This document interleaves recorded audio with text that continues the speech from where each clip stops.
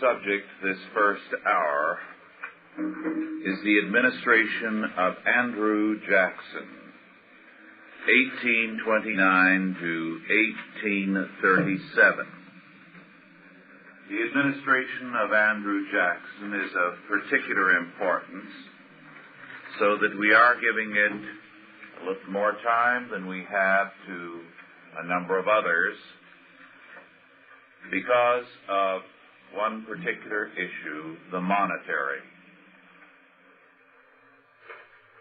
First of all, a little bit about Andrew Jackson. There is a great deal of controversy about Jackson.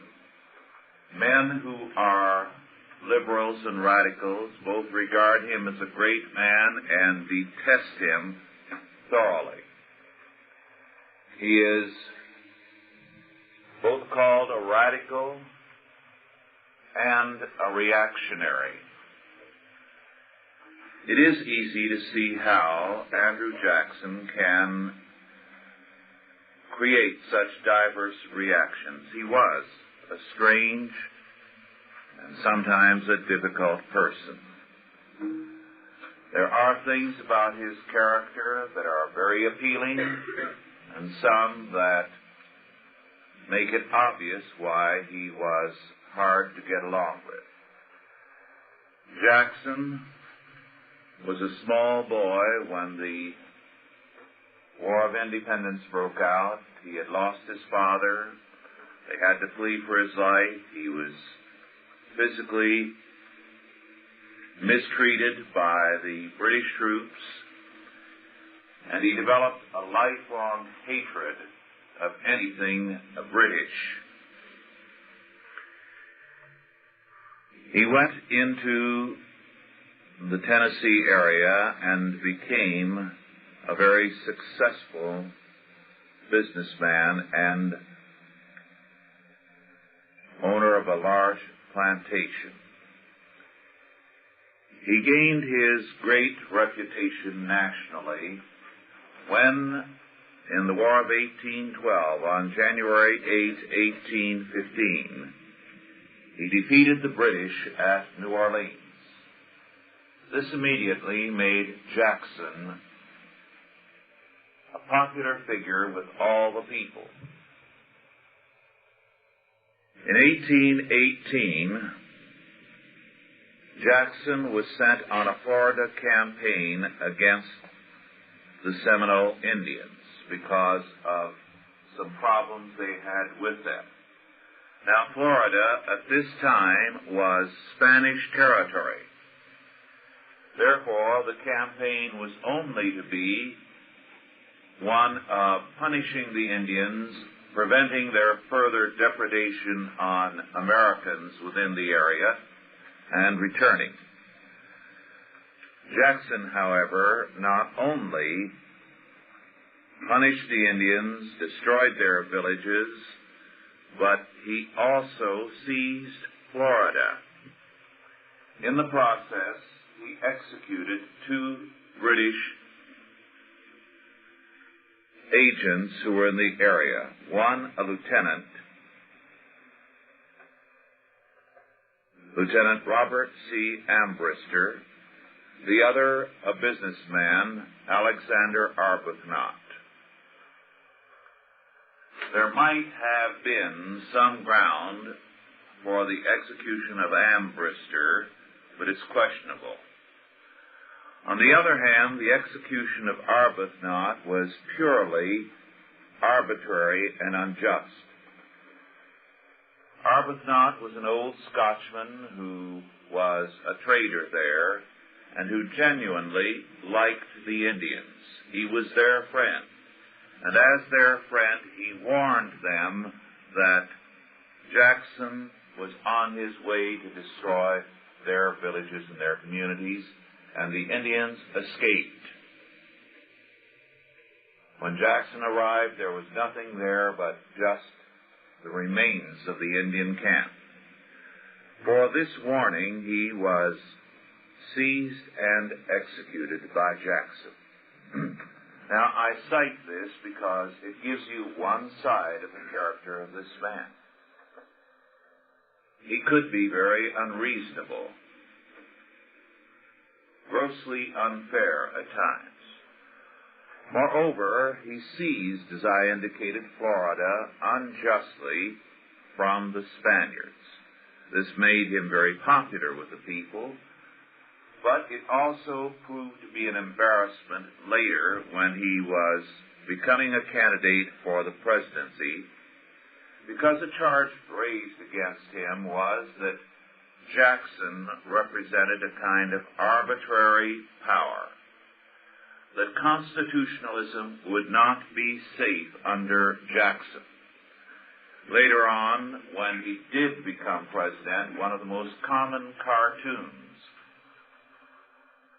ridiculing and caricaturing Jackson was to portray him in royal robes with a scepter and to call him King Andrew.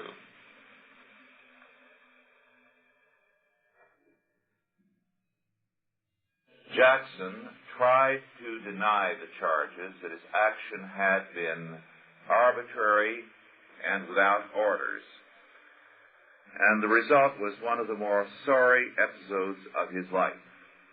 He forged a document to give the impression that he had actually received orders from the administration telling him to seize Florida. This was untrue. Yet, having said these things about Jackson, we would have to say that normally he was honest and straightforward. Moreover, Jackson was a more devout man than most presidents of that era, and certainly far more devout than most presidents of this era. Jackson was a Presbyterian. He was a very faithful churchgoer. You find over and over again in his writings evidences of the fact that he was a man of faith. Jackson could be very unforgiving. Any man who crossed him, he would remember for the rest of his life and try to get even with. On the other hand, at times, Jackson could be very forgiving, surprisingly so. Then another aspect of Jackson. The impression that many people have as they read of his actions is that he was a very hot-headed, fiery character. In reality, there is no knowledge of him actually ever having lost his temper. He was a great actor. He felt it would accomplish a great more if he pretended with delegations of congressmen or senators or various citizens to act angry, to carry on as though he were in a fit of temper. And yet, when the people had gone, he would laugh about it. It was obvious he was acting, dramatizing, in order to make his point, in order to, in a sense, intimidate people. Now, the important thing about Jackson, and I say all this to give a background to his character because this was one of the most difficult things ever done by a president, over intense opposition. And if Jackson had not been the kind of rather difficult and stubborn character that he was, he could not have accomplished this. God uses us not only with our strengths and our virtues, but also with our weaknesses and our sins. So Jackson, a man of very great strength, of great virtues, but also some very glaring faults, was used in his total personality by God and was the right man for his times. The issue that concerns us, as I indicated, is the Bank of the United States. Very early, Jackson had gained a great deal of wealth in Tennessee, become a very rich man, owning a great deal of land through various speculations in the paper money boom. You recall I indicated that the Constitution did not permit the United States to issue any paper money. Only gold and silver could be legal tender. However, does anyone recall what I pointed out was the weakness of the Constitution on the monetary question? It called for hard money as legal tender only. But how was paper money issued? Yes. The banks, right. And the Constitution had failed to prohibit banks from issuing paper money. And banks regularly did so at that time. Since that time, of course, it's become a government monopoly, which is even worse. Now, the banks were issuing paper money, and this paper money created a boom. You recall I said that if I gave each of you a certain sum of money, if I gave each of you, say, $500, you would create a boom, perhaps in buying books from Dave Thoburn, perhaps in going down to a shop here and buying some clothes. You would create a small business boom in this area if you suddenly had $500 of paper-printed wealth. Now, many businessmen and many bankers and many farmers and ordinary citizens were all in favor of this kind of sudden prosperity.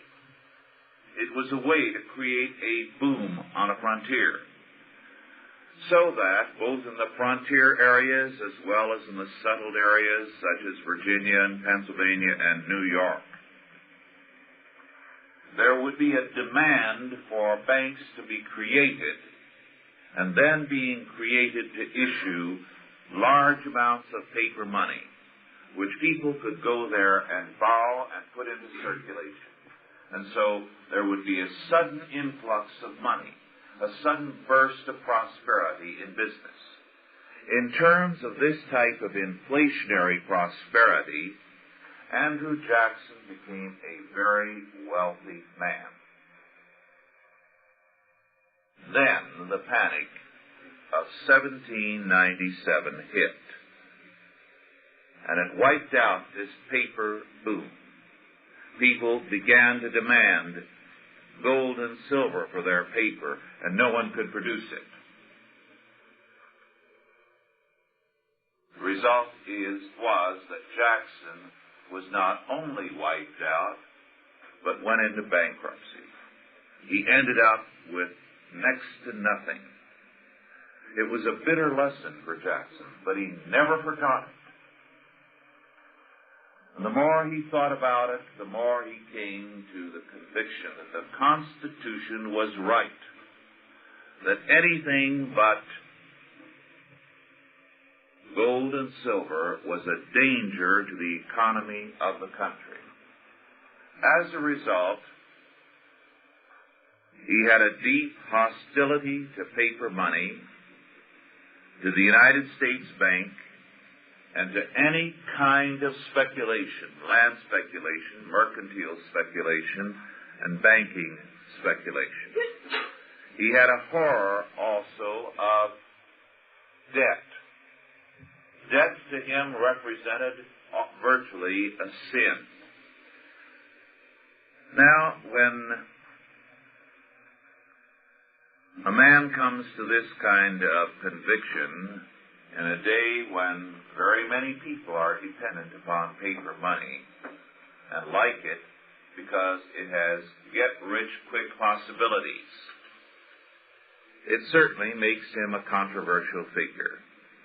And so the moment Jackson entered into public life, he was one of the most controversial figures in the history of this country. As I indicated earlier, he still is. To this day, it is difficult to get a book on Jackson that will tell a full orbed story. They can be violently opposed to him and call him every kind of name imaginable. Otherwise, sensible historians, speaking of him as a vicious and iniquitous man, and others virtually idolizing him and sweeping his faults under the carpet, as it were, so that people would not be aware of some of the flaws in his character. Now, his candidacy, therefore, was a critical point in the history of this country.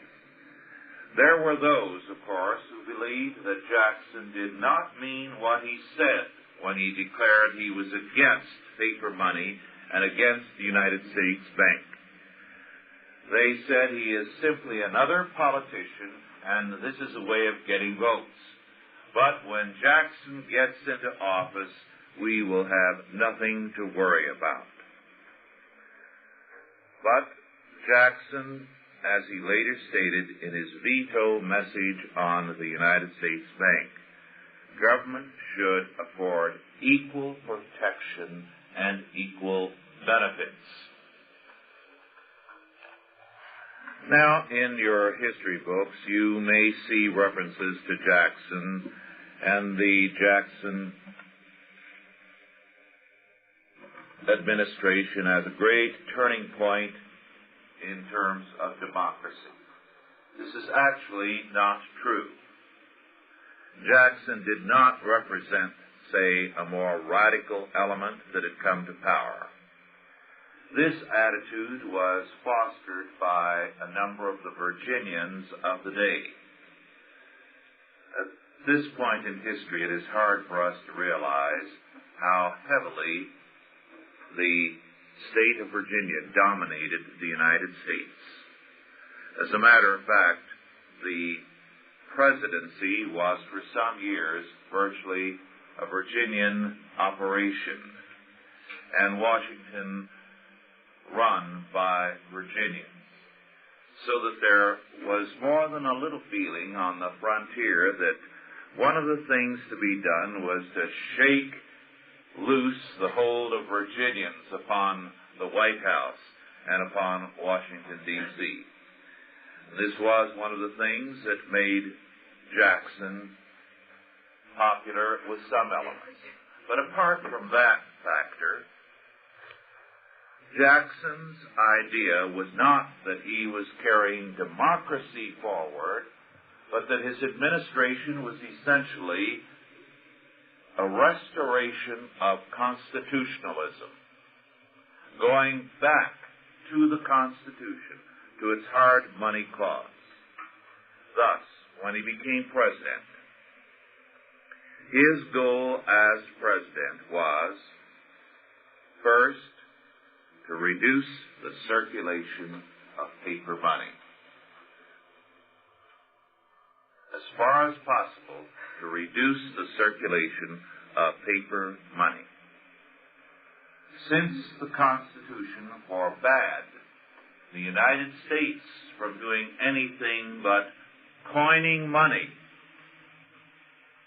he was going to see to it that the United States did not do anything more than that. And as he correctly saw, the United States Bank was an agency, an arm of the United States government, and it was printing money. And therefore he was determined to eliminate this factor as unconstitutional. Then, second, he was going to try to forbid deposit banks, those that were in the states, to issue small notes. He wanted to eliminate all paper under $20. Now, he did not have the power under the Constitution to declare that these state issues were illegal, but he could pass legislation preventing the circulation of certain types of notes, he felt. And this would keep out a great deal of inflation, he felt. Then third, although the Constitution has specified that only gold and silver shall be legal tender, tax collectors were accepting paper money as legal tender. This was clearly unconstitutional. So Jackson worked for reinforcing that constitutional provision to refuse paper for taxes in terms of the Constitution. Then next, to institute Laissez Faire. Now, we discussed Laissez Faire earlier, and I'll put it on the board, spell it out, so that you will know the correct spelling thereof.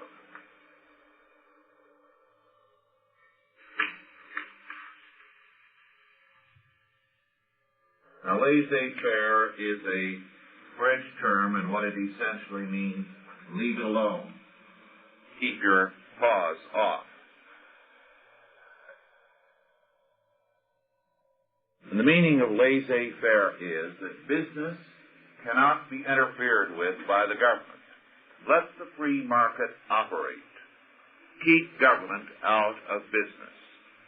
So,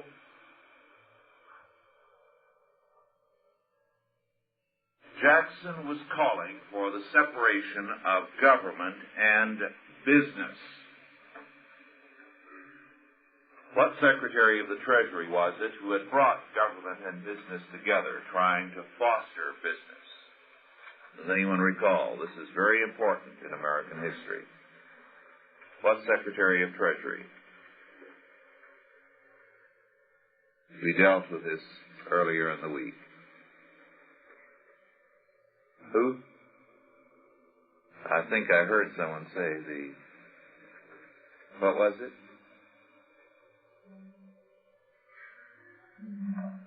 Oh, doesn't anyone recall what? Yes. Who? Hamilton, right. Alexander Hamilton had felt, we've got to get the country out of the terrible situation it is now that the war is over. We've got to get the economy rolling by establishing the Bank of the United States, creating paper money, making it available to business so that industry can get started in the United States.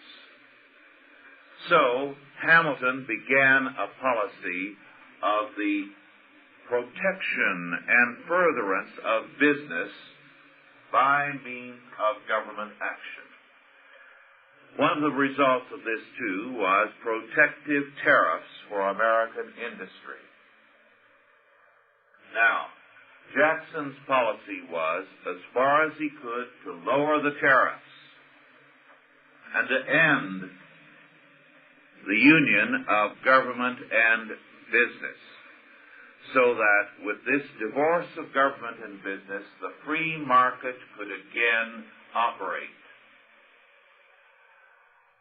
Now, Jackson's policy led to a tremendous boom of economic activity in the United States in the generation that followed, up until the Civil War. In more recent years, there has been a growing protection of business, until finally labor began to complain against this and demanded subsidies for itself and protection, so that the Wagner Act, in effect, gave government protection to labor unions in various acts that otherwise would be illegal. Now, of course, there is a great deal of protest on the part of businessmen against the power of the labor unions. What they forget is that this type of protectionism has long existed in American history. Government protection, government subsidies to farmers, agriculture, one big segment of our industry, to business, and why shouldn't labor get in on it also? And so today the feeling is everybody should get subsidies. And the result is you have even some Christian schools feeling that the government should have subsidies for them. Well, of course, all of this from the point of view of Jackson was illegitimate. At that time it was only government getting, business getting subsidies. Jackson ended it. His goal was to restore the full force of the Constitution and to eliminate inflation by eliminating paper money. As a result, when the bank charter came up for renewal, Jackson vetoed the measure. Now, Biddle was the head of the bank, and the Biddles in Philadelphia are still a very powerful family. And Biddle was determined that he was going to make Jackson pay for this, and he embarked on a very foolish course that in 1837, after Jackson left office and Van Buren took office, plunged the country into a very serious depression. First of all, to create trouble and arouse discontent on the part of the people with Jackson, he began to call in all loans. Now remember, he had had the power up until that time, through the bank charter, to create paper money. He also at the same time had a state charter, so in a sense he had a double existence. Well, immediately the problem was very serious for businessmen. Supposing you had borrowed $10,000 to start a business, and suddenly the bank called that loan, which it had the right to. Normally you might have 5 years to pay it, but now you had to pay it in 60 days.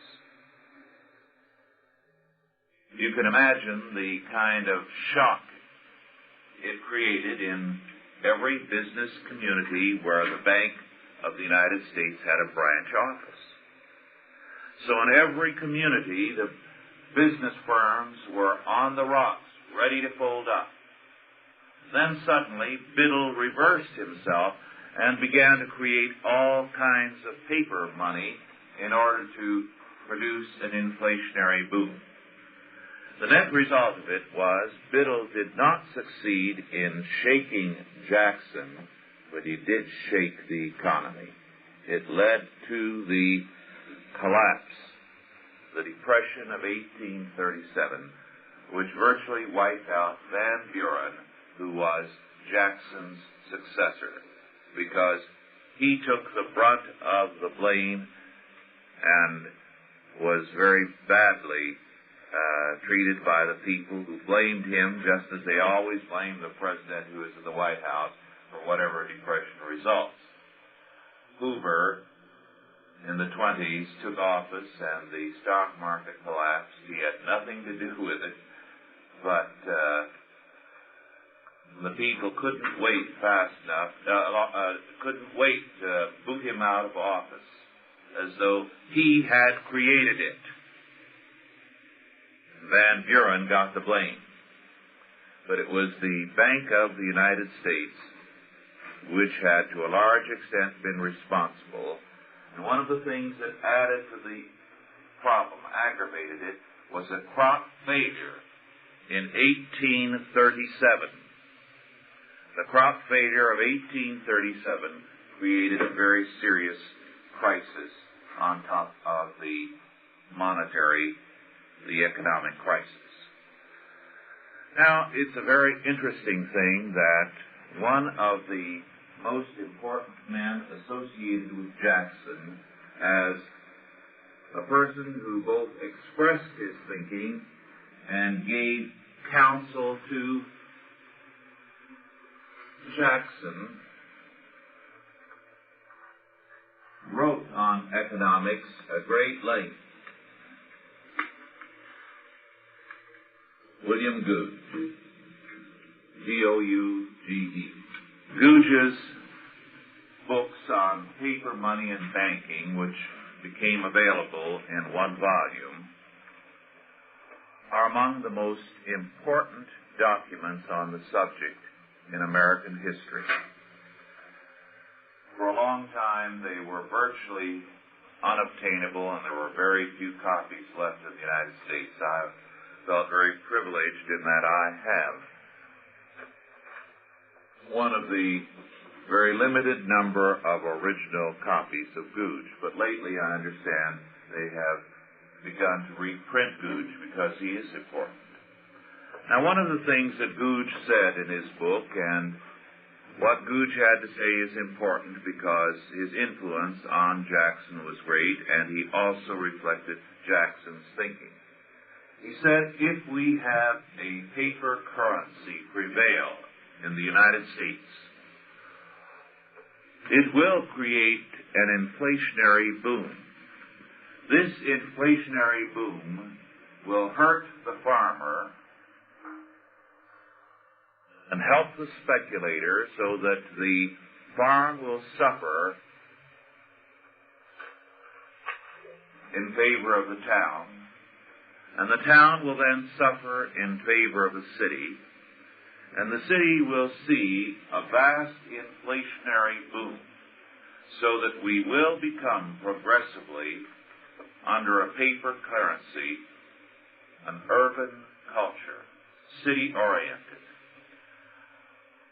But when the collapse comes, the disaster will be all the greater, because having become an urban civilization, people are more vulnerable in a time of collapse in a city than they are on a farm.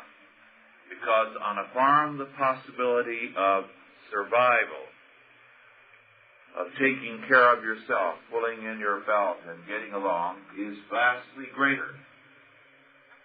But when you have created a paper money inflation and ultimately have the day of reckoning, and you have an urban culture predominantly, the disaster, he declared, will be staggering.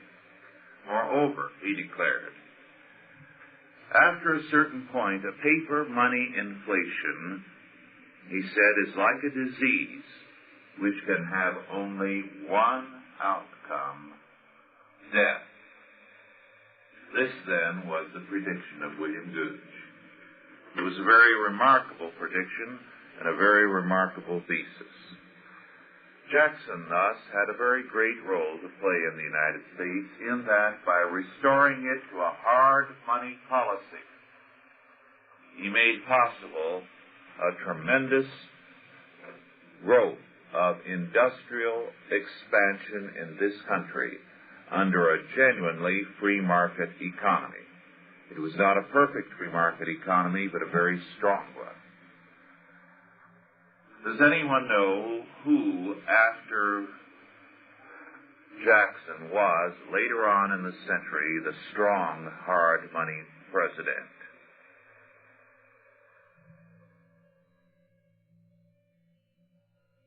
A man who has been very much underrated as a president and should be given more credit. He will not be within our period, so we aren't going to deal with him. But it is important to know because he is one of the great hard money men in the history of the United States.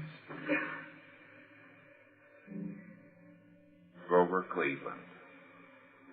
Grover Cleveland was one of the great hard money men who had a critical period in American history when, again, paper money forces were very strong and inflationary forces were very strong, held firm on the issue of a hard money policy.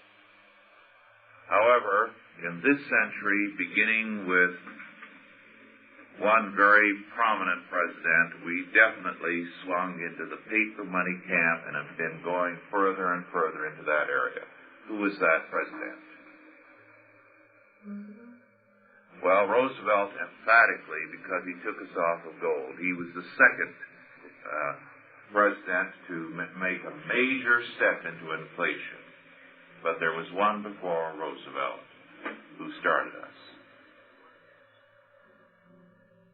Who? I couldn't hear. Roosevelt? No.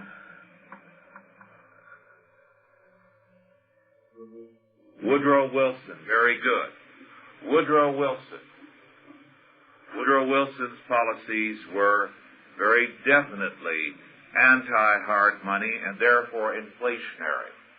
Now, we have just a minute or two, but here's a very important point to remember. If a man is not a hard money man, he is therefore almost certain to be a socialist. Whether he realizes it or not, he is, to all practical intent, a socialist. And so it is, every president who has had a desire to move towards socialism has been anti-hard money. You cannot have socialism without paper money. The power of the government to go in, to buy up, to control, requires the ability to create money with the printing press. Because then, wealth represents not work, but the control of the press. If you are going to get rich, there are only two ways you can legitimately, honestly get rich as an individual. One is by inheritance, the other is by work. By work that produces something. Now, the only way a government can get wealth, can get the power that wealth affords, is through taxation. That is, the normal means. However, if a government wants greater power, and socialism is a vast enhancement of federal power, it is necessary for it then to tamper with money. The government does not work. The government, by its very nature, depends upon the work of others.